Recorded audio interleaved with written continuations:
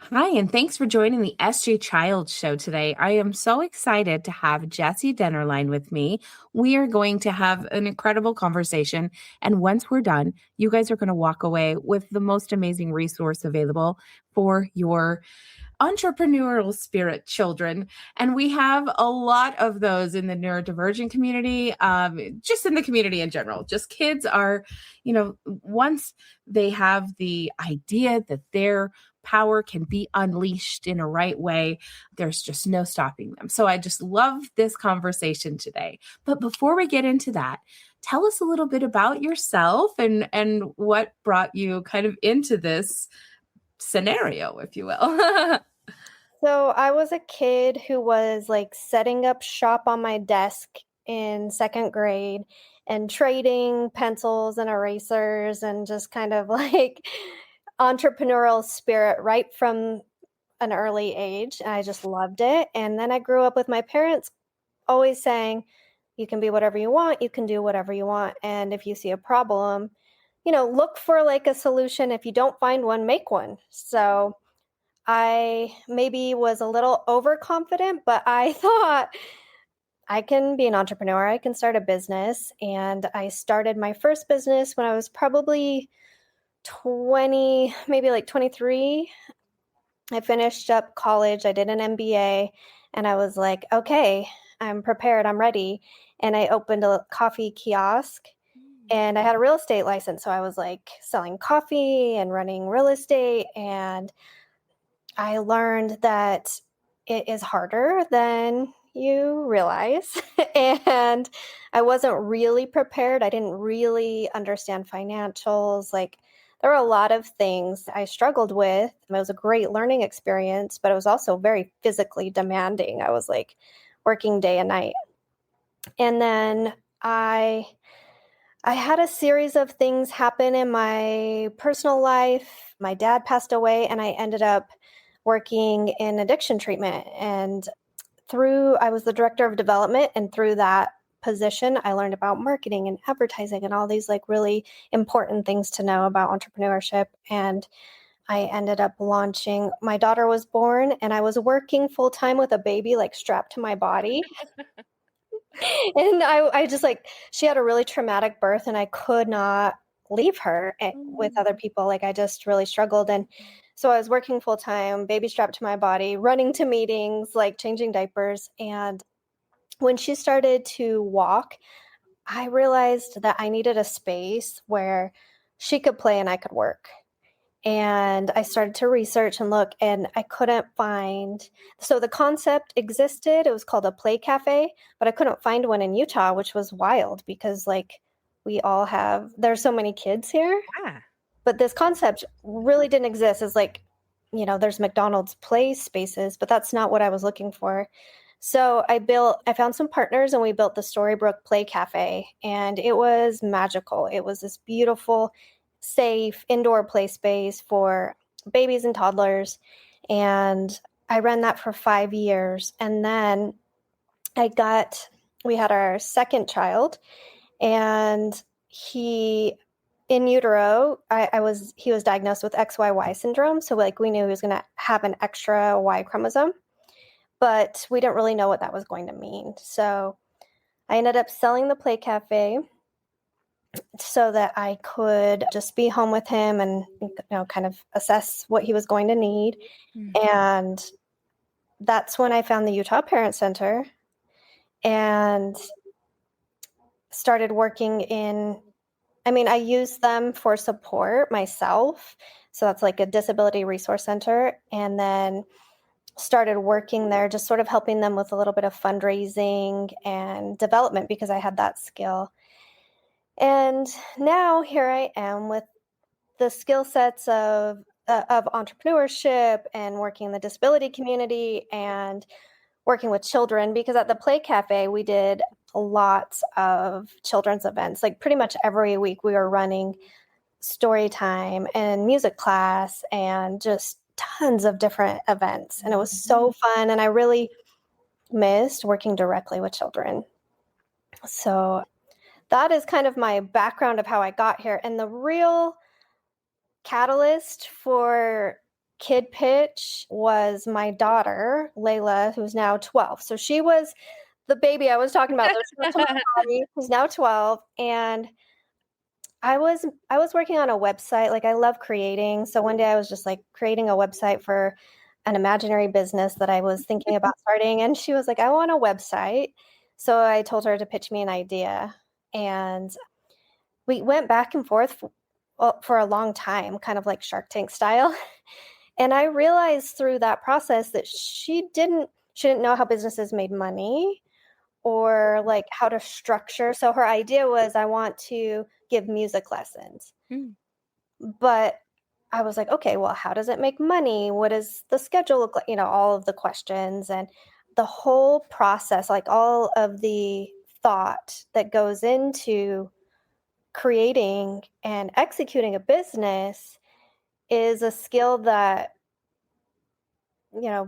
she doesn't have yet. She's 12, but it made me start to wonder, like, but when do we develop these skills? Like when we grow up and we're told we can do whatever we want, so we launch a business and then we don't know all the steps. There, like, and even if we do, like, I learned a lot through the MBA program, but like you haven't practiced it. Yeah. So I thought, well, why not create a program where kids can learn younger so that when we say, like, you can really grow up and be whatever you want, they actually have skill and have practiced so that it's not hypothetical, because most businesses fail, like statistically. And a lot of that's probably because we're not really prepared. We haven't practiced. Yeah. We see businesses running and we're like, I can do that. Oh, looks easy. What? Right? T-shirts with a dog? How could it be so hard? Right. No, and you don't realize all of the steps that it takes. This has nothing to do with this, but I don't know why I'm bringing it up. My husband does restoration, and he'll go into a home and the person will say, well, I can do this part or whatever. And he is just like, they don't understand the 12-step process it takes to get to that final part where he's at.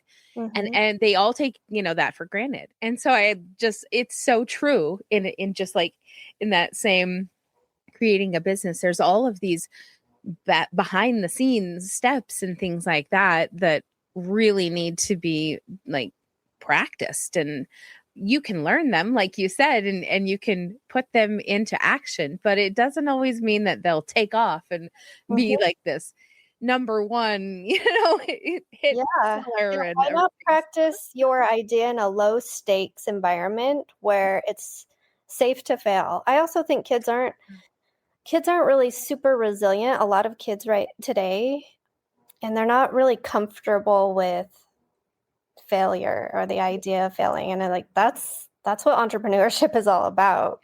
So no, I think that you and I are a lot alike, that we like to create and be curious and create things that don't exist when we need them.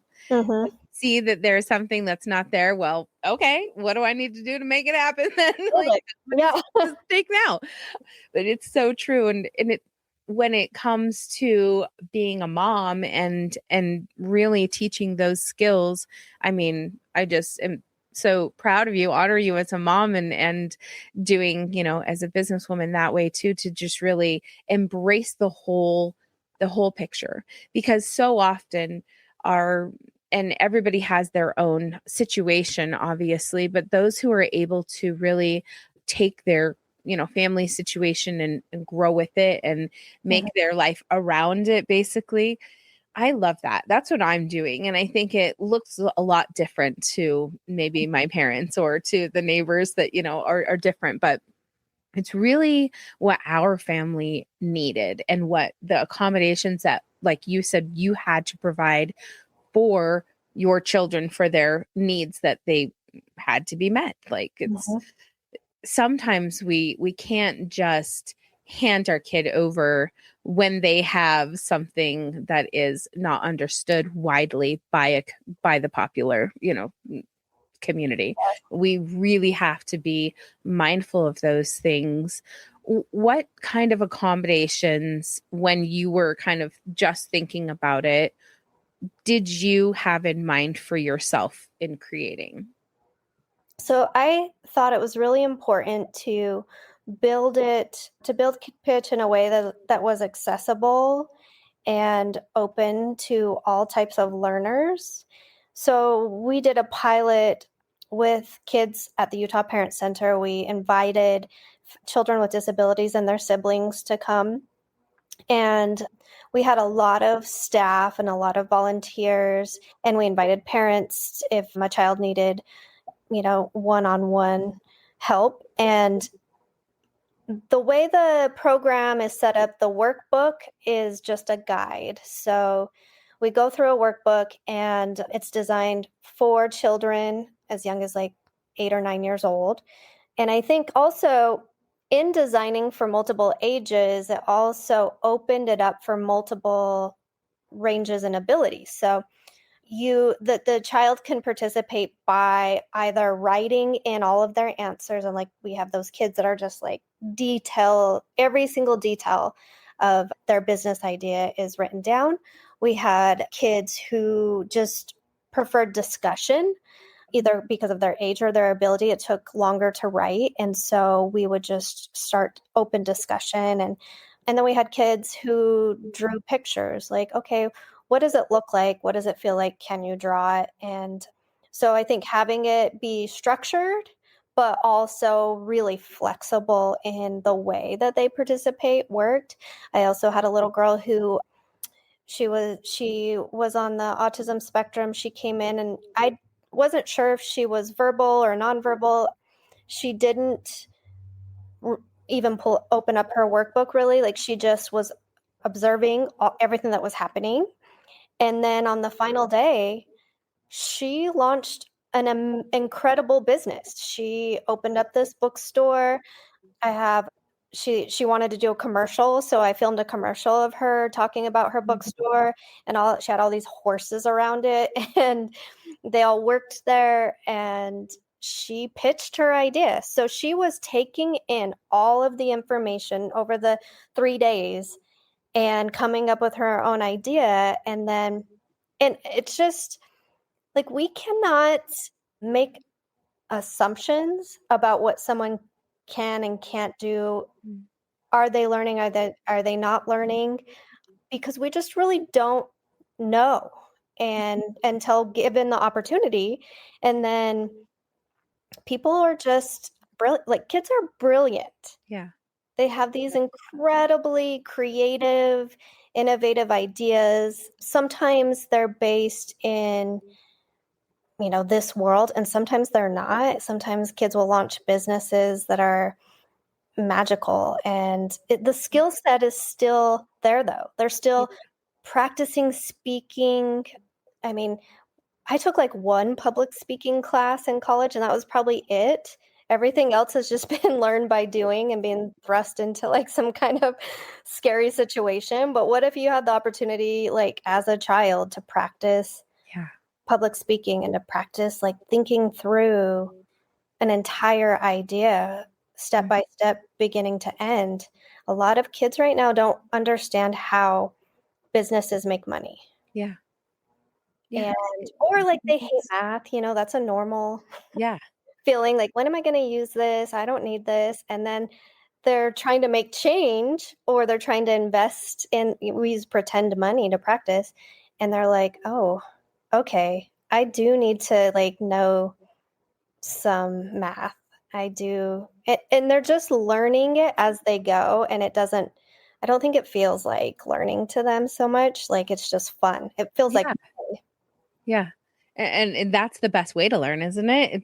Is that imagination, play, and having guidelines and kind of structure within that is so wonderful. It gives them so much value and so much empowerment to take with them, especially when people like their ideas, I'm sure, and they're like, wow, like someone's impressed by it, and things like that. I think that there's a real dignified kind of human experience that can happen for them in that moment where they can not be afraid of how the world's going to shut them down. They don't have that yet, that fear of that yet. And they can just really express their ideas. And I love, though, that there's this practice of using the right kind of language, using the money, in a different kind of setting. My daughter did when she was little. She did Up with Kids, Oh, which I love is, Up with Kids. yeah, Yeah. I love Up with Kids. And So many skills the there too. experience that it gave her. And this was prior to her diagnosis. And now to know, like, when she did go into school and she was that girl, that observer, that quiet, shy, and, everyone's always, why are you this and why are you that? It's like, this is how she learns. Like, she Yes. doesn't have to learn like everyone else. And it's tricky. It's tricky for the People teacher, the parents, and everyone. assume that they don't know things, or Yes. that they aren't understanding, Ooh. or they're not participating. Like, there's all these assumptions that are made that are just wrong. Like, Yeah. You couldn't be more right about that being wrong, right? So true. It is the case. Yes. And it's when we as the adult in this situation, when we really have the capacity and the compassion, the understanding, the want to know them, to let them know that they belong, to want to hear them Yes. without thinking, what are we going to say next? Like, just like I had to learn in podcasting, there was no amount of thinking I could ever be doing because I would not hear what anyone had to say.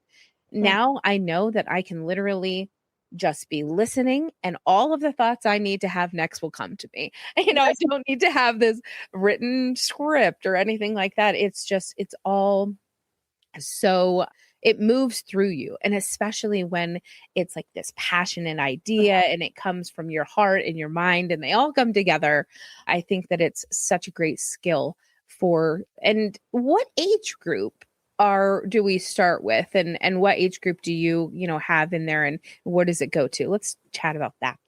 So when I was building it, I worked with teachers and I also worked with ABA therapists. So structure wise, you said, like, well, what kind of accommodations? We have a visual schedule. We have visual timers. We have different kind of seating. Nobody has to sit at a desk, and really no one does. Like, everyone is sitting on beanbags or floor or whatever. But we have kids usually between 8 and about 13 right now. We're looking at younger and older ages, but the curriculum was kind of developed with the kids in mind that are going through things like junior achievement at school, college and career, kind of like my daughter's school. They're learning about some careers, but not, I think the curriculum is a little bit outdated Yeah. for what a lot of kids want. They're Yeah. interested in, like, well, how do I become a content YouTuber. creator? Yeah, exactly. And so we will walk them through what that looks like. Like, I did a lot of research and created a lot of programming around what about the kids that want to be gamers? Yeah. Because that's what my son wants. Like, he's 7 and he wants to be a professional video gamer. And so the program is still hands-on, still workbook based. Like, we're trying to take a break a little bit from tech in our home, Yeah. as much as we can. And I don't think there's anything wrong with tech careers. Like, I think we should prepare kids for what goes into becoming a YouTuber or a video game professional and what are all the options with that. But we're still going to learn the skill set of entrepreneurship, which is like, okay, well, let's come up with your video game channel idea and let's create your branding around it. And Learn how to look up names that are available, things like that. how do they make money? Yeah. Like, they just think money magically appears. Yeah. Right? No, my kids do completely. Yeah. Oh, that is so You may have to, you need to know how to read and write. My daughter's starting to understand this even with sports. Like, what if you need to sign a contract? what if you do come into a lot of money? You need to, and maybe you hire someone to help you manage it. You probably still want to understand how finances work so that someone doesn't take advantage of you. I mean, Yeah. that happens quite a bit to athletes. So all of those skills are just things that I think kids do learn to some degree when they are older. We Yeah. think about that when we think about teenagers because we're thinking about what is my teenager going to do? Yeah. When And is he going to get a job? people worry like, well, should young kids be thinking about entrepreneurship? And I think when you realize that how important the skill set is and how applicable it is to the world that we're coming into, like AI is opening the door, I think, to so many possibilities that why not prepare kids and give them space to practice all throughout their lives, like not Yeah. just when they're teens, because teenagers, they're kind of in that same boat that we were in when we first started, where it's like, all right, either go out and work for someone or start your own thing Yeah. without any practice, without really like, maybe they've done a lemonade stand or like Babysitting or yeah. little odd jobs or Yeah. babysitting. But even if you're like a babysitter, why not run it as like a really Babysitter good club, right? Yeah. business? What would happen if you took, oh yeah, I'll babysit for you into now I have a brand and a logo. And I mean, I just think that's great practice I love for it. the future. Yeah. I do too. I love that so much. And it's super fun. It really is. It's so much fun. And especially when you have a kiddo who's really like into it at all. I remember when I first started podcasting, I'll never get rid of the episodes of my kids, that when they wanted to do their own podcast. And Yep. oh, it's just so much fun. And like I told you before, when my daughter said, I want to, how do I publish a book? Like you have these children's books. How do I publish my own book? Hmm. And I said, join me in this journey and we'll do it together. And we'll do it step by step and figure this out together. And it's, now she's 13. She probably doesn't want anyone to know about that. And she's in a I mean, totally different space, right? the confidence they build though, and Yeah. like they feel empowered. I do surveys before and after all of my I camps with love both that. parents and kids, so I can really make sure that we're providing everything that we can to make just to help them learn and make sure they're having fun and so that we Yeah. can also improve. And 100% of the kids feel more confident when they're done. Oh, I love that. I can imagine they've learned these skills that will provide them their whole life. They'll never lose these types of skills. You're right. It's like we go into the world as adults, and oh, here we are. Okay, now show up and find all these clients for yourself and figure out how to schedule. And what about a space you need to rent? Or what about, and you're just like, wait, wait a second. Mhm. This was all just on a piece of paper that I was going to be able to just achieve these things. What do AI you mean? told me I could do it, and it was a good idea. Like, why is it so hard? Oh, yeah, you didn't factor in psychology. Like, people maybe don't want what you're selling or whatever it Yes. is. It's so true. And teaching kind of how to do, market research and just study kind of the, I guess, field of whatever you want to be in and those types of things. What a great way to get your kids ready for the world. And like you said, it can be so much fun. And learning, I think, happens easier when it's play and when it's Mhm.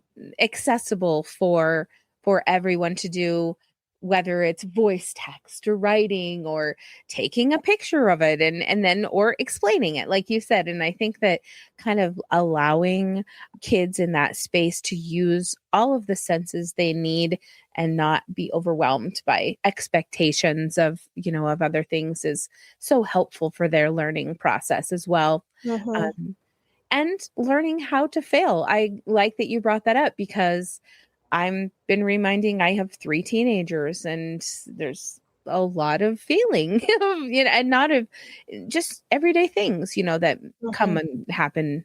And I'm always reminding them this is a perfect time for you to learn. This isn't a bad and negative thing. This is a positive learning experience. Yep. This is where you learn that you don't have to have the same outcome next time if you do it differently a different time. Mhm. So let's just remember that so we can, navigate through that. And I think it's good to remind them that like their mistakes are good for them, that they're not, they don't need to beat themselves up and be emotionally just tangled into these mistakes and things. They need to really embrace them and say, maybe, kind of did do some detective work and see what did go wrong. How can I improve or not do it, and do it differently another time?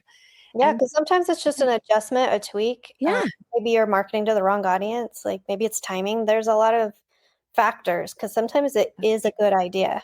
And it's like, how do we, yeah. yeah. Well, I love this so much, and I want to share all of the information with everyone. Kids Pitch. That is what is the website? It's KidPitchBiz. So Okay, KidPitchBiz.com. perfect. And there's summer camps all through June and July. We are getting pretty full, but I added one more camp to the end of July. So, Oh, that's so exciting. yeah, we have And some. I'll make sure to have all of the links, and I can even see if we can put, is that right? Yep, looks Okay, good. good.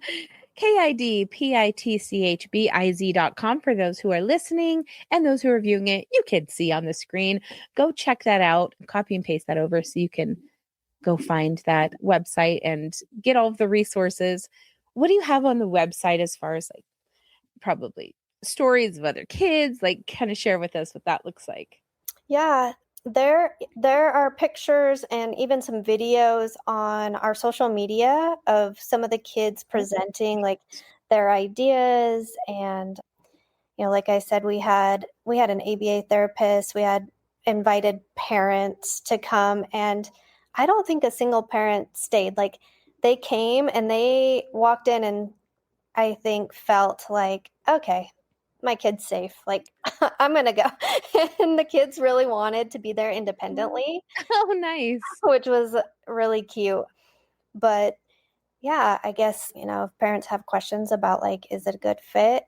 I feel like all kids are welcome, With my son, we run into some situations where, especially with summer camp, where they were like, we're not really we can't support his needs. We're not prepared. And I do appreciate having those conversations so Yeah, that we don't run into a situation where it's like crisis and, like it's not the right fit. They're not prepared for something. So I just try to get to know the kids before they come and kind of know like what to expect and, that's what great. makes them feel safe and what's going to help them succeed with it. We do also like a sensory space in the room. So if somebody needs to take a break or, have some headphones or whatever. And where are you guys located? So we right now are renting space in different Oh, areas. great. Like I said, the one we did for kids with disabilities was at the Utah Parent Center. Some of my camps right now are at the Bicentennial Park Pavilion Wonderful. or Pavilion in Yeah. Sandy. And then we have a couple other locations as well, like a dance studio and a church has offered us space. So Oh, yeah, wonderful. it's very mobile right now because we're just sort of figuring out, like it's really fun to be able to have the marketplace like pop up in different areas, and we invite the community to come. So that's another thing I'll mention is like if you have a child who maybe isn't ready to sit through a whole camp, they're 3 half days, so from 9:30 to 12:30 usually. They can still come and participate in the marketplace because we always need shoppers, and Yeah. that's actually how my son participates, and it's super fun. And then those kids get to practice with money and Yes. I love that. yeah. Now, right now, it's just in person, obviously, because you have to have all the hands on things like that. Yes. have you thought about how you can make this, stream and scale online someday? So when I first started, I actually developed all the curriculum to be virtual kits. And I launched that. I launched the pilot, and the feedback I was getting, I think because of the age group, was it's so good, it's so fun, it's great. But my kid had a lot of questions and needed more support, and I didn't know how to help because I don't know entrepreneurship myself. That's what parents were saying to me, which is why I created the workbook. But I actually have really beautiful, interactive digital business kits. So if somebody was not able to like physically come to camp or for whatever reason, but still wanted to explore this, I do have those. And Great. they're in beta. So I just give them to parents to use for free. Oh, wonderful. KidPitchBiz.com. Everyone, please go and support this amazing, like I said, by the time we're at the end of this, you're going to have this amazing resource. And I know that there are so many parents and listeners that their kids are just right up the alley for this. So thank you so much for putting something like this together and really creating a passion out of your own needs, out of your own accommodating your own life. And I just think that that's just such an honorable and admirable thing to do. Thank you so much. Thanks for having me on. Oh, it's so good to get to know you. And I'm sure that we can get to meet in person since we're in the same area now. So that's exciting. Most people, I'm like Connecticut or something. So it's nice to talk to somebody. And your 13-year-old is welcome to come, and you're welcome to come check it out. Like I like people in our community to just come and like see what we're doing, just observe, and I love that. Yeah, how it works, because inclusion isn't, I mean, we put thought into it, but it's not hard. Like we can do this. Love that. Yay. What a wonderful way to end that. Inclusion. Yes. Everybody is on the same page there. I agree. Thank you so, so much. I really look forward to staying in touch. Thank you. Empowering voices, meaningful resources, stronger connections. Be a part of it. This is the Neurodivergent Resource Podcast. Join us.